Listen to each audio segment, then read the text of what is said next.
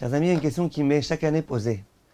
A-t-on besoin que le rouge à lèvres de Pessah soit avec un Hersher, qu'on soit sûr et certain qu'il ne contient pas de Chametz ou pas? Même question concernant le dentifrice, même question concernant un certain nombre de domaines.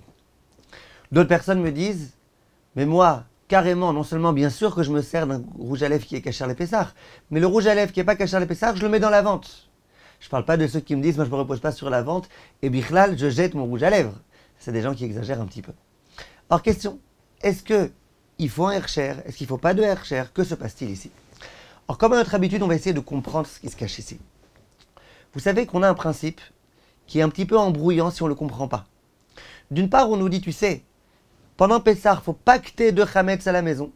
Tout Chametz que tu as, il faut que tu le brûles.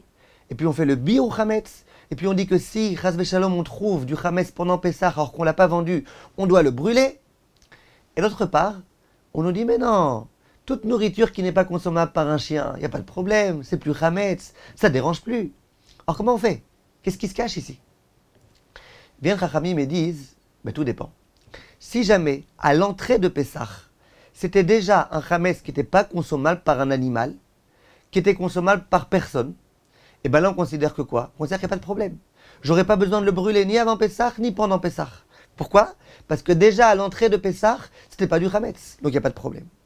Quand par contre j'ai un Chametz, qui à l'entrée de Pessah était apte à la consommation, et ce n'est qu'ensuite, pendant Pessah, que je me suis aperçu qu'il est là, et qu'à ce moment-là il s'est déjà abîmé, je devrais le brûler. Si à l'entrée de Pessah il était apte à la consommation par un homme, ça ne servira plus à rien. À moins que je l'ai vendu. Mais si je ne l'ai pas vendu, ça ne servira plus à rien. Maintenant, de mettre dessus du savon ou de l'essence pour dire mais c'est bon, plus personne ne pourrait le manger, c'est pas suffisant. Maintenant, il faut véritablement le brûler. Ça, c'est un premier point qu'il faut comprendre. Maintenant, j'aimerais qu'on se lance dans le vif du sujet. Il y a une halakha dans Shulchan Aruch, Siman Tav Membet, Seif Yud, dans laquelle est écrit la chose suivante. Dio sheu mevushal beshechar seorim mutar lichtov bo. Soit une encre qui a été cuite avec de l'orge, avec de l'alcool d'orge, donc quelque chose qui est véritablement chametz, mutar lichtov bo, on a le droit d'écrire avec cette encre. Quel est le chidouche? Qu'on a le droit d'écrire avec une encre pareille? C'est quoi le chidouche? C'est évident qu'on a le droit d'écrire avec une encre pareille. Il y en a une qui m'a demandé comment je cachérise ma baignoire. Alors je lui ai dit pourquoi il faut cachériser la baignoire? Elle me dit parce qu'une fois je me suis servi d'un savon dans lequel il y avait de l'orge. Ben non, il n'y a pas besoin de cachériser. Pourquoi tu veux cachériser? Tu ne vas pas la manger ta baignoire. Donc, c'est quoi ici le chidouche? Dio sheumebouchal bishchar seorim mutar lichtov bo. Que j'ai le droit de m'en servir, c'est évident. Au passage, pourquoi on ne me demande pas de brûler cette encre? Réponse, parce que à l'entrée déjà de la fête de Pessah, cette encre-là qui avait déjà été prête, le chametz qui était à l'intérieur, il n'était pas apte à la consommation. Donc, on revient au principe. C'est vrai que si pendant Pessah, tu te servais d'un chametz, ah non, il faudrait le brûler complètement. Non, là, avant Pessah, tu as préparé ça, et avant Pessah, cette encre était déjà pas apte à la consommation. Très bien. Non, c'est quoi le chidouche? C'est quoi le chidouche que je peux écrire avec? Alors, celui qui a écrit ce chidouche, c'est Troumat Hadeshen, un des immenses poskim du début de la période des Acharonim. Et lui, il dit comme ça. Il dit, je vais vous expliquer exactement ce qui se passe ici.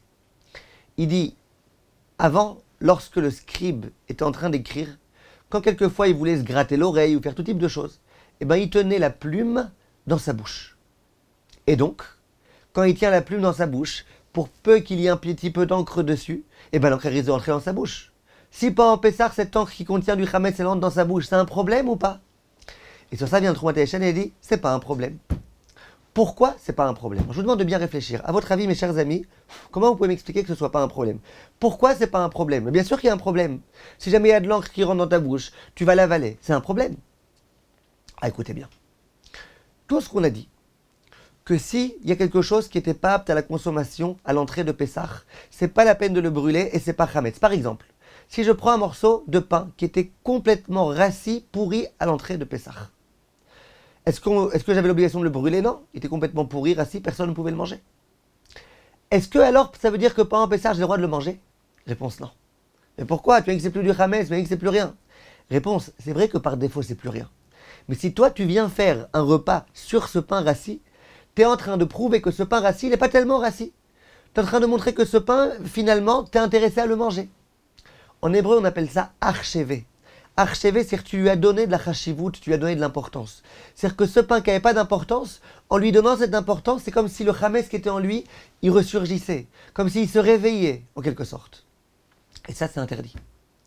Mais si par contre j'étais en train de bailler pendant Pessah, et qu'il y a ce pain-là, qui était interdit à la consommation, qui était inapte à la consommation depuis l'entrée de Pessah, qui entre dans ma bouche par erreur et je ne me suis pas aperçu, je l'ai avalé, j'ai rien fait du tout.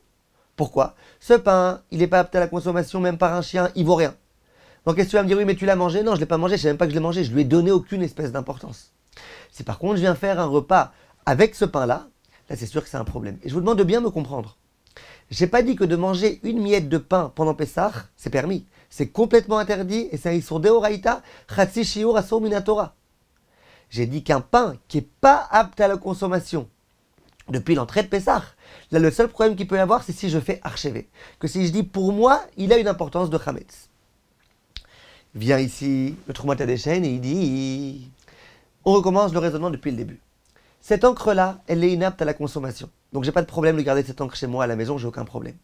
Qu'est-ce que tu me dis? Peut-être qu'à un moment donné, je vais mettre la plume dans ma bouche et qu'il y a de l'encre qui va rentrer. D'accord. Cette encre, elle est inapte à la consommation. Donc la seule façon de pouvoir faire ressurgir le chametz qui est dans cette encre, c'est de dire je fais un repas avec cette encre. Je bois cette encre avec des petites cuillerées. Là, c'est pas le cas. Là, même si je le mets dans ma bouche, c'est pas dans l'intention de manger l'encre. Moi, j'aimerais bien ne pas la manger, cette encre. Et si elle rentre un petit peu, c'est par erreur. Et donc quoi? Et donc, il n'y a aucun problème. Il n'y a aucun problème, il n'y a pas de problème. Tu peux écrire, dit le Shulchan Aruch, avec cette encre-là, pendant Pessah. Et même si tu mets la plume dans ta bouche, il n'y a pas de problème. Fort de cette introduction, sont venus des très grands rabbanim contemporains. Et pas des moindres. Le Rav Nissim Karelis, l'un des Gdolei Hador de Bnei Brak. Le Rav Meir Bronsdorfer, qui était le Rav le plus mahmir, le plus rigoureux dans ses psakim de toute la génération. Le Rav Ben Zion Abba Shaul. Ces trois rabbanim-là viennent et disent, est-ce que j'ai le droit de me servir d'un rouge à lèvres, dont je sais très bien que quelquefois en faisant comme ça, il va me rentrer dans la bouche. Quelquefois en mangeant, il va se déposer sur la nourriture qu'ensuite je vais manger. Il n'y a aucun problème. Pourquoi? On refait le raisonnement. Le rouge à lèvres, il est inapte à la consommation. Il n'est même pas mangeable par un chien. Qu'est-ce que tu me dis? Ah d'accord, il est inapte à la consommation, mais peut-être que quoi? Que tu vas vouloir le manger? Non. Même s'il rentre par erreur dans ma bouche, je ne veux pas le manger. Je ne donne pas une importance de chametz ni de nourriture à cette chose-là. Donc il n'y a pas d'archevé. Donc j'ai aucun problème. De la même façon, les bains de bouche. Je veux faire un bain de bouche. Pareil, c'est pas la peine d'acheter ça avec un Hercher, disent ces trois rabbanim-là. Et le grand chidouche qu'ils disent, c'est même le dentifrice. Le dentifrice, il est inapte à la consommation. On ne mange pas du dentifrice. Je ne parle pas des enfants qui aiment bien manger. Je parle des adultes. On ne mange pas le dentifrice. En dehors de ça, en général, la partie qui peut être chametz dans un dentifrice, c'est pas le goût, c'est le reste. Donc le chametz qui est dans le dentifrice, il est inapte à la consommation avant l'entrée de Pessah. Moi, qu'est-ce que tu vas me dire? Oui, mais archevé. Quand je m'en sers, je lui donne l'importance. C'est pas vrai. Quand je m'en sers, je lui donne pas d'importance en tant que nourriture. Je donne l'importance en tant que façon de me brosser les dents. Après, j'essaye de le recracher. Après, j'ai même de l'eau dans ma bouche pour recracher ce dentifrice-là. Donc, il n'y a aucun problème. Une fois, il y a un élève qui me dit, mais moi, Kvod Harav, quand je me sers de ma brosse à dents et que j'ai fini de me brosser les dents, après j'avale le dentifrice, j'adore ça. Alors je dis, toi effectivement, tu devrais acheter un dentifrice avec un Hercher. Parce que toi, archevé, tu donnes l'importance. Mais une personne normale, eh ben, il n'y aura aucun problème.